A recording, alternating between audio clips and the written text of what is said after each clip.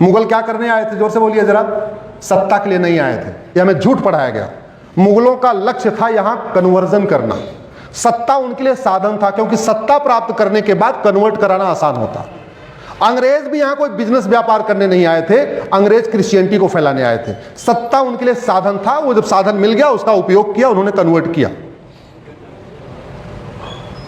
Section 147 waging war, धर्मांतरण से बड़ा वेजिंग वॉर क्या है?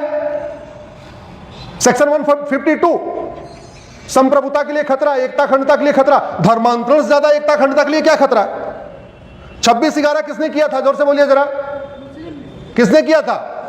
नहीं, शब्द ठीक उपयोग करिए, कन्वर्टेड हिंदू ने। 26/11 किसने किया, जोर से बोलिए जरा। अल फलाह के डॉक्टर कौन है? अफजल गुरु कौन था? बुरहान वानी कौन था? याकूब मनन कौन था? लफ्ज़ जिहाद कौन करते हैं? लैंड जिहाद कौन करते हैं? घुसपैठियों को कौन बसाता है? धर्मांतरण कौन कराता है? अरे जब भारत में सारी की सारी अराजकता कन्वर्टेड हिंदू ही कर रहे हैं, वो कन्वर्ट होते ही हिंदुओं के दुश्मन बन जा रहे हैं, तो भारत के लिए सबसे बड़ा कन्वर्जन है, खतरा कन्वर्जन है कि नहीं है? स्वामी विवेकानंद जी कहते थे, एक हिंदू कन्वर्ट होता तो एक हिंदू कम नहीं होता, बल्कि हिंदुओं का एक नया दुश्मन पैदा हो जाता है।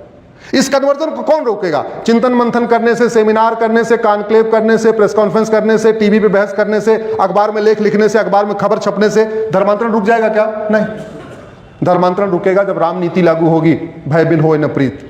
धर्मांतरण तब रुकेगा जब कृष्ण नीति लागू होगी, सठे साठम समाचरित। धर्मांतरण तब रुकेगा जब पूर्वजों की बात लागू की जाएगी, लोहा लोहे को काटता है।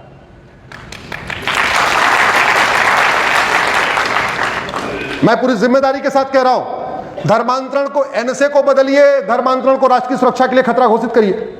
यूएपीए को बदलिए, धर्मांतरण को अनलॉफुल एक्टिविटी डिक्लेयर करिए। सेक्शन 111 बीएनएस बदलिए, धर्मांतरण को ऑर्गेनाइज्ड क्राइम डिक्लेयर करिए। सेक्शन 113 को अमेंड करिए, धर्मांतरण को एक्ट ऑफ टेररिज्म डिक्लेयर करिए। सेक्शन 147 बदलिए, धर्मांतरण को वेजिंग वॉर डिक्लेयर करिए। सेक्शन 152 बदलिए, धर्मांतरण को भारत की संप्रभुता, एकता, अखंडता के लिए खतरा घोषित करिए। धर्मांतरण कराने वाले मिशनरी और जिहादियों का narco polygraph brain mapping test करने, 100% प्रॉपर्टी जब्त करने, नागरिकता खत्म करने और साल भर के अंदर उनको 20-50 साल सजा देने के लिए कानून बनाइए।